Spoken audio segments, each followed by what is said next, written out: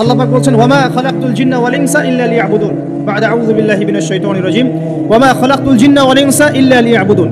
আল্লাহ পাক আপনাকে আমাকে প্রথম যে দায়িত্ব দিচ্ছেন সেটা হচ্ছে এই, আমি মুসলিম, আমি নারী হই, পুরুষ হই, যুবক হই, যুবতী হই, যেই হই না কেন, আল্লাহ পাক আমাকে বলছেন ওয়ামা খালাকতুল জিন্না ওয়াল ইনসা ইল্লা লিয়াবুদুন। দেখো, আমি জিন আর মানব জাতিকে শুধুমাত্র আমার ইবাদত করার জন্যই দুনিয়ায় পাঠিয়েছি, আর কোনো কারণ নাই। এই যে আল্লাহ পাক আমাদেরকে 60 বছর 70 বছর হায়াত দিয়েছেন, একটা কারণ, অনলি একটা, ইল্লা লিয়াবুদুন, যাতে আমরা আল্লাহর ইবাদত করতে পারি। আবার বোঝেন, আল্লাহ পাক আমাদেরকে দুনিয়াতে শুধু তার ইবাদত করতেই পাঠিয়েছেন। আল্লাহ পাক এখানে একটা পরীক্ষায় ফেল করেছি হতাশ হয়ে আত্মহত্যা করতে পারেন নাই। আল্লাহ পাক এখানে একটা মেয়ের পিছনে ঘুরে জীবন নষ্ট করতে পারেন নাই। আল্লাহ পাক এখানে আমাদেরকে ধর্ষণের সেঞ্চুরি করতে পারেন নাই। আল্লাহ পাক এখানে আমাদেরকে অন্যায়ভাবে অন্যের সম্পদ আত্মসাৎ করতে পারেন নাই।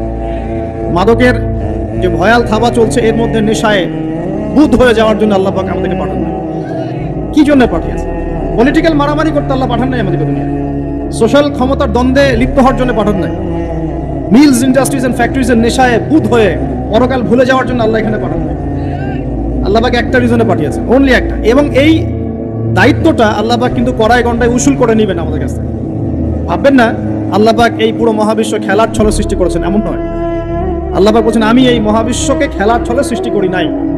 ওয়ামা খালাকতুল জিন্না ওয়াল ইনসা, বলেন, ইল্লা লিয়াবুদুন, আমি শুধুমাত্র এবং শুধুমাত্র আমার ইবাদত করার জন্য মানুষ আর জিনদেরকে সৃষ্টি করেছি। জিনকে আমরা দেখি না, আমাদের সাথে জিনরা আছেন। জিনের মধ্যে ভালো খারাপ আছে, ঠিক যেমন মানুষের মধ্যে ভালো খারাপ আছে। আর প্রত্যেকটা মানুষের সাথে একটা করে শয়তান জিন থাকে, যে মানুষকে খারাপ কাজে প্রলুব্ধ করে, যে নিজে খারাপ কাজ জোর করে করায় না, সে শুধু প্রলুব্ধ করে। সে বলে মাদকের মধ্যে শান্তি, ওয়াসওয়াসা দেয়, কাজটা বাস্তবায়ন করেন আপনি। সে বলে যেটা তো ছেলে মেয়ের ফ্রেন্ড, বয়ফ্রেন্ড গার্লফ্রেন্ড কালচার, বন্ধুত্ব, এটা এমন কিছু নয়, জেনা করেন আপনি। সে বোঝায় যে টাকা পয়সা আর্ন করতে হবে, বউ বাচ্চাকে সিকিউর করতে হবে, সুদটা খান আপনি। সে বুঝায় যে তুই তো একসময় চলে যাবি, সন্তানদের জন্য কি রেখে গেলি, তখন ঘুষটা খান আপনি। সে বুঝায় যে অন্যের সম্পদ যদি আত্মসাৎ করি, শেষ বয়সে কাবা ঘরে গিয়ে হজ করে নিব, ব্যাস, দ্যাটস অল, আমার পুরো আমল নামা চকচকা হয়ে যাবে। এভাবে শয়তান ওয়াসওয়াসা দেয়, কিন্তু কাজটা করি আমরা। কোনো সময় আল্লাহ, কোনো সময় শয়তান দাড়ি টুপি পাগড়ি জুব্বাওয়ালা মানুষকেও নেক্সট স্রোতে ধোকা দেয়। কোন স্রোতে? এদেরকে বদ স্রোতে ধোকা দেয় না, নেক্সট স্রোতে ধোকা দেয়। সে একটা কাজকে কল্যাণ খায়ের মনে করেই এমন কিছু করে যেটা শয়তান তার সামনে ফুটিয়ে তোলে নেক হিসেবে, কিন্তু আসলে এর পিছনে একটা খারাপ উদ্দেশ্য ছিল। দাড়ি টুপিওয়ালা মানুষকে নেক্সট স্রোতে শয়তান ধোকা দিয়ে ফেলে। কোনো সময় ভিতরে অহংকার জন্ম দিয়ে দেয়, কোনো সময় ডিগ্রি সার্টিফিকেটের ঘামান্ড নিয়ে আসে, কোনো সময় নারী দিয়ে পথভ্রষ্ট করে ফেলে, আর কোনো সময় অর্থের প্রলোভন দিয়ে পথভ্রষ্ট করে। তো শয়তান কিন্তু কাউকে ছাড়ে না। আমি মূল জায়গায় আসি। প্রথম যে জিনিসটা এই বিশ্বটাকে ধ্বংস করছে এটা হলো বস্তুবাদিতা, যেটা আমাদের এই সমাজের মধ্যে এখন রন্ধ্রে রন্ধ্রে ঢুকে গেছে। আমি বলছি বারবার, স্ট্যাটাস অর্জন করতে কোনো সমস্যা নেই, কিন্তু যদি এই স্ট্যাটাস আমাকে আমার পরকালীন গোল থেকে সরিয়ে দেয় তখনই সমস্যা। কারণ মৌত কাউকে ছাড়বে না, কবরও কাউকে ছাড়বে না, কিয়ামতের মাঠও কাউকে ছাড়বে না। আর আল্লাহ পাকের সামনে আমাদের সবাইকে ইন্ডিভিজুয়ালি হিসাব দিতে হবে, একজন একজন করে। এমন নয় 10 জন আসবে, তারপর 10 জন, তারপর 10 জন। নো, আব্দুল্লাহ তুমি আসো, আব্দুর রহমান তুমি আসো, এই মোহাম্মদ তুমি আসো, এই দাউদ তুমি আসো, একজন একজন। সো এই জিনিসটা যদি আমার মাথায় থাকে তাহলে আমি কিন্তু বস্তুবাদী হতে পারবো না। আমি বলছি দুনিয়া আমার প্রয়োজন।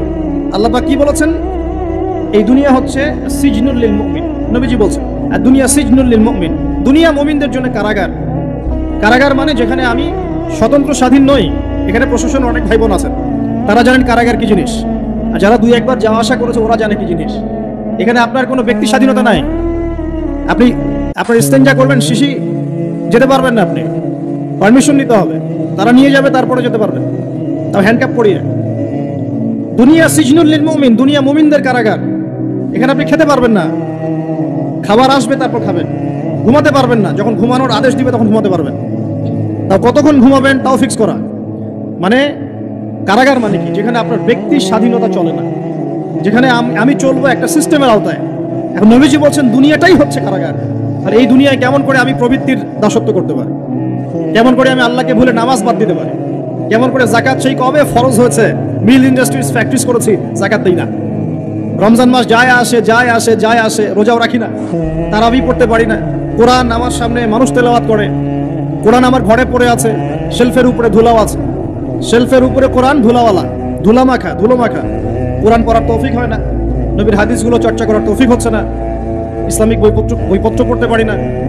এই কারাগারের জীবনে বসি আমি একটা মেয়ের পিছনে দৌড়াচ্ছি, মাদক খাচ্ছি, জেনা করছি, কোনো সময় ধর্ষণ করছি, কোনো সময় সুদ খাচ্ছি, ঘুষ খাচ্ছি, দুর্নীতি করছি, এই কারাগারের জীবনে বসি, যেখানে আমার কোনো ব্যক্তি স্বাধীনতা নাই।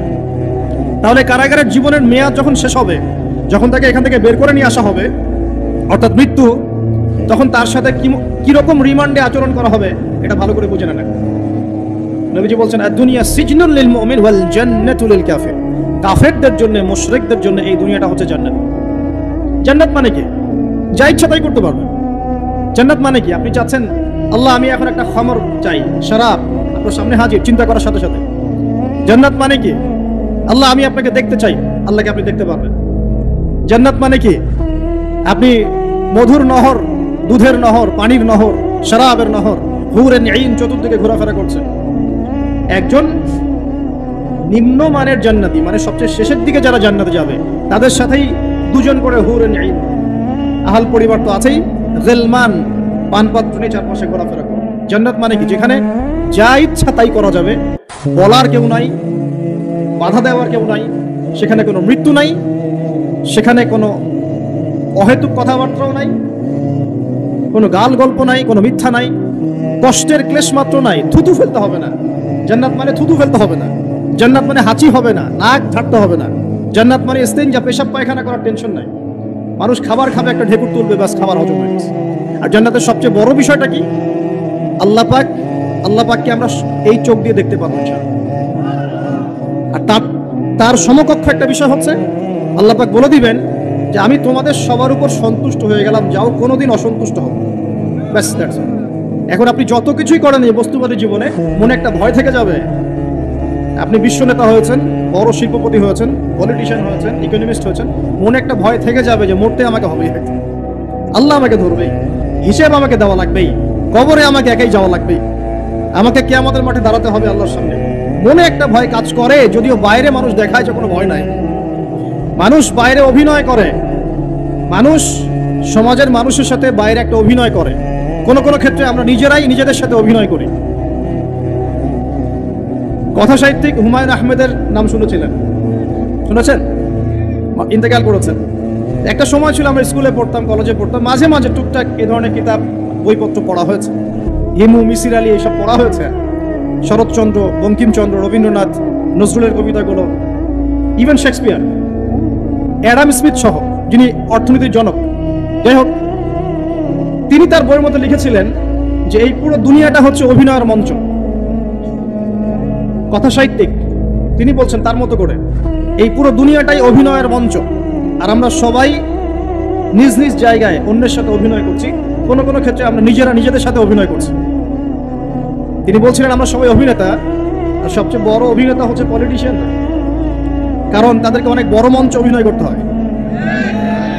এটা আমার কথা না, হুমায়ুন আহমেদের কথা, পড়ে দেখেন। তো আল্লাহ পাক পাঠিয়েছেন তার ইবাদত করতে, আর এই বস্তুবাদী জগৎ আমাদেরকে ভুলিয়ে দিল কিভাবে? কয়েকটা প্রলোভন দিল। প্রথম প্রলোভন হচ্ছে টাকা, তারপরে জীবনে কি করব, প্রতিষ্ঠিত হওয়ার চিন্তা, তারপরে চাই আরো চাই, এই একটা আকীদা দর্শন, তারপরে আমার স্ত্রী সন্তান আহাল পরিবারের কি হবে, আর আরেকটা দর্শন আছে, এটাকে বলে চারবাক দর্শন। এবং দুঃখের সাথে বলতে হয়, আমাদের রবীন্দ্রনাথ ঠাকুর কিন্তু এই দর্শনের মানুষ ছিলেন। চারবাক কিরকম? তার কবিতা পড়লে দেখবেন লেখা আছে, দু হাতে যা পাও হাত পেতে নাও, দু হাতে যা পাও হাত পেতে নাও, বাকির খাতা শূন্য থাক, বাকির খাতা শূন্য থাক। ঠিক চারবাক দর্শন। এটা ফিলোসফি পড়েছেন, এখানে অনেক টিচারও আছেন আমি জানি, তারা এই কথাগুলো বুঝবেন। চারবাক দর্শন কেমন? ঋণ করে ঘি খাও, ঋণ করে ঘি খাও, যতদিন বাঁচবে সুখে বাঁচবে, এটা হলো চারবাক দর্শন। তো দু হাতে যা পাও হাত পেতে নাও, বাকির খাতা শূন্য থাক, মিল আছে না? ঋণ করে হলো ঘি খান, যেভাবে হোক ঘি খান, মানে ঋণ করে হলো ঘি খান, যতদিন বাঁচবেন সুখে বাঁচবেন। তাহলে এই দর্শনগুলো বস্তুবাদী না? বুঝতে পারছেন কিনা? মেটেরিয়ালিজম, বস্তুবাদিতা, মানে আপনি চোখের সামনে যা দেখছেন এই দুনিয়া যেভাবে হোক অর্জন করে নেন, বাকির খাতা শূন্য থাক।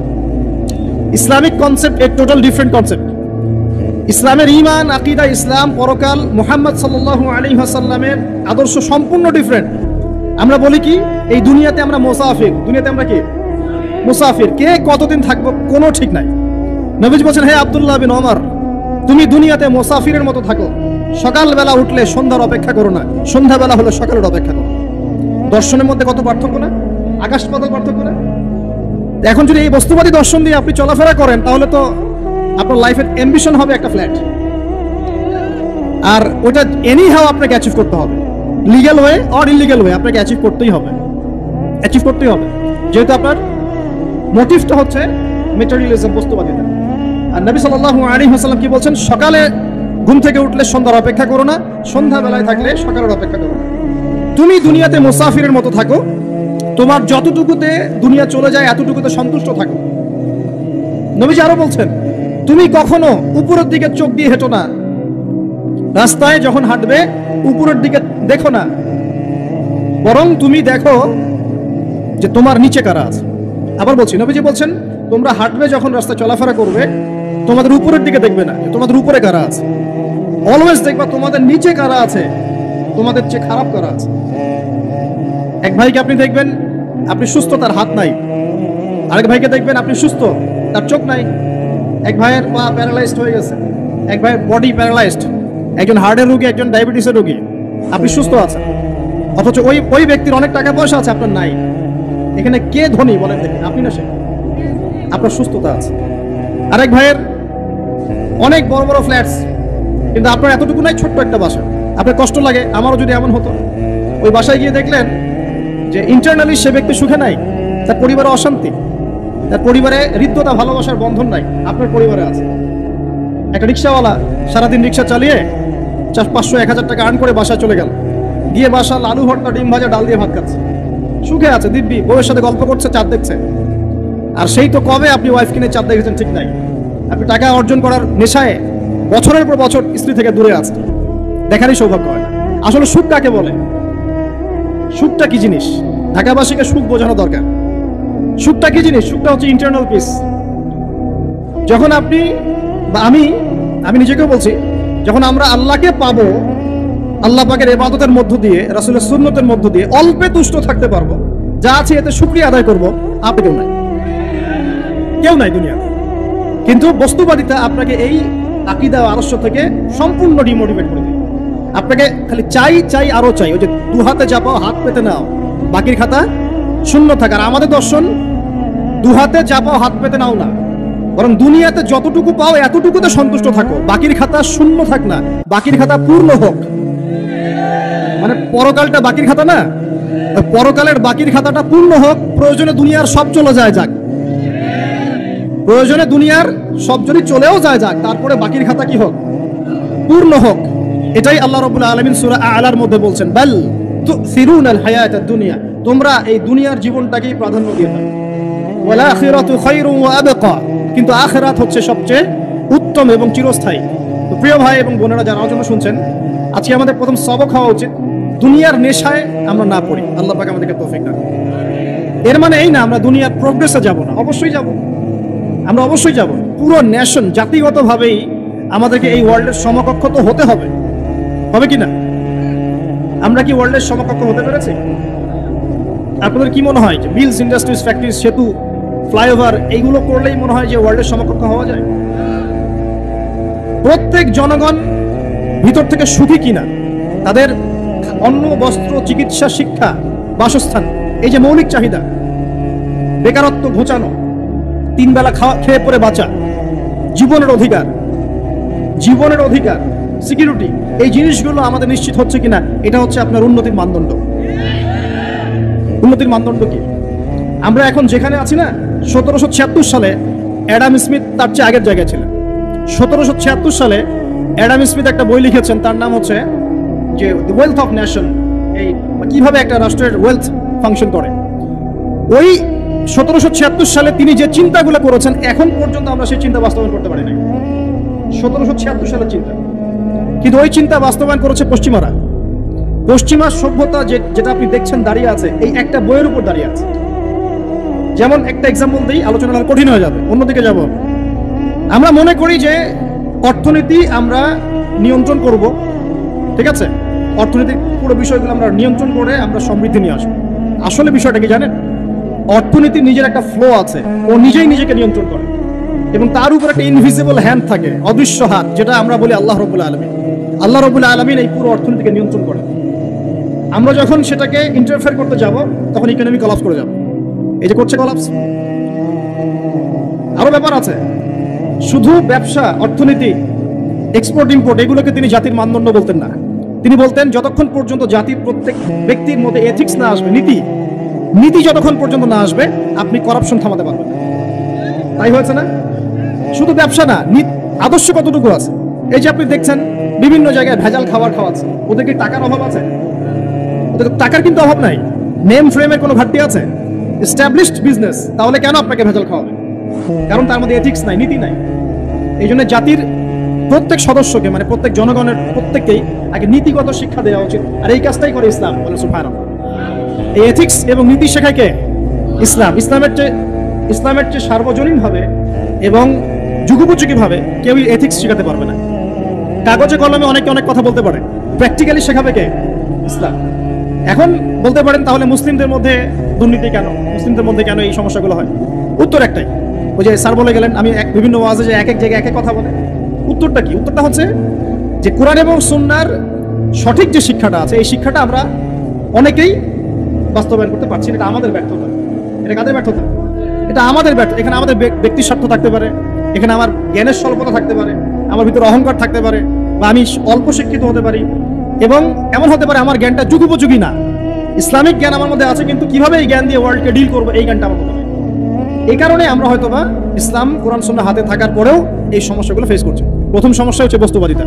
আল্লাহ পাক আমরা সবাইকে, যারা আলোচনা শুনছি, দুনিয়ার প্রেমিক হওয়া থেকে বাঁচাক বলি। আর দুনিয়ার প্রেমিক না, প্রেমিক হবো কার? আল্লাহর, আখিরাতের। কতটুকু দাম আছে দুনিয়ার? আল্লাহ পাক বলছেন একটা মাছির পাখার সমান না। একটা মাছির পাখার কি দাম আছে আপনার কাছে? আল্লাহ পাক বলছেন পুরো দুনিয়ার দাম আমার কাছে যদি একটা মাছির পাখার সমান হতো, তাহলে এই দুনিয়াতে কোনো কাফের মুশরিক পানি পান করতে পারত। তার মানে এই দুনিয়াতে যা করো করো, আমার তো কোনো দামই নাই দুনিয়া। কালকেই তো আমি দুনিয়া ধ্বংস করবো। আর ওই যে দুই জাতির কথা বললাম, জিন এবং মানব জাতি, আপনারা সূরা আর রহমান পড়বেন। রহমান নামটা অনেক ব্যাপক, দয়াময়ের নাম, তার মানে আল্লাহ পাক মার্সিফুল, মোস্ট মার্সিফুল। কিন্তু এই সূরা আর রহমানেই একটা ভয়ঙ্কর আয়াত আছে, কি? সানাফরুগু লাকুম আইয়ুহাস সাকালান। হে মানুষ এবং জিন, হে মানুষ এবং জিন, শীঘ্রই আমি তোমাদের দুইটা জাতিকে ডিল করার জন্য ফারেক হচ্ছি, অপেক্ষা করতে থাকো। মানে আল্লাহ পাক কুল্লু ইয়াউমিন হুয়া ফি শাআন, মানে আল্লাহ পাক কি করেন? সব সময় তার কাজে ব্যস্ত আছেন। মহাবিশ্বের তো গ্রহ, নক্ষত্র, গ্যালাক্সির অভাব নাই, মাখলুকের কোনো অভাব নাই। আল্লাহ পাক প্রত্যেকটা মুহূর্তেই তার কাজে ব্যস্ত আছেন, তার কাজে শানে ব্যস্ত আছেন। কিন্তু এই ব্যস্ততা থেকে ফারেক হবেন কাদের জন্য? মানুষ আর জিনের জন্য। মানুষ আর জিনের জন্য। আল্লাহ পাক বলেন সানাফরুগু লাকুম আইয়ুহাস সাকালান। দাঁড়াও, দুনিয়ার মধ্যে এই সব করে বেড়াচ্ছ, তোমাদের দুই জাতির জন্য আমি অচিরেই ফারেক হব ইনশাআল্লাহ। ওইটাই হলো কিয়ামতের দিন। যদি ওই দিনটা আমরা মাথায় রেখে চলি, ইনশাআল্লাহ আমরা কেউ বস্তুবাদী হব না ইনশাআল্লাহ। আল্লাহ পাক আমাদের সবাইকে দুনিয়ায় মুসাফিরের মতো থাকার তৌফিক দান করুন। আমরা উন্নতি করব, অবশ্যই অগ্রগতি করব, আমরা সবকিছুই করব, কিন্তু দুনিয়ার পূজায় ডুবে যাব না। এটা একটা বড় চ্যালেঞ্জ। মানে মধ্যমপন্থী থাকতে হবে, না একদম গোলালু মার্কা আর না চরমপন্থী, মাঝামাঝি থাকার চেষ্টা করতে হবে। আল্লাহ তৌফিক দান করুন। ঢাকাবাসীর জন্য এর চেয়ে বড় কোনো নসিহত হতে পারে না। ঢাকা থেকে, ঢাকার মতো যত মানে সিটিজ, মেগা সিটিজ আছে সারা ওয়ার্ল্ডে, তাদের জন্য এটাই প্রথম নসিহত, বস্তুবাদিতা ত্যাগ করতে হবে। বস্তুবাদী। আল্লাহ পাক আমাদের সবাইকে বাকির খাতা পূর্ণ করার তৌফিক দান করুন।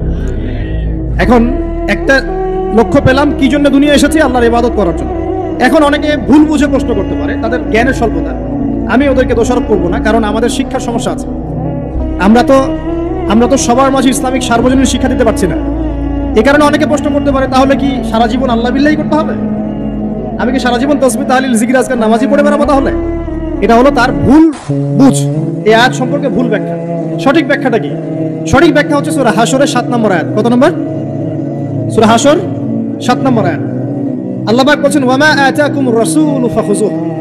রাসূলুল্লাহ সাল্লাল্লাহু আলাইহি ওয়াসাল্লাম তোমাদেরকে যা যা দিয়েছেন সব নিয়ে নাও।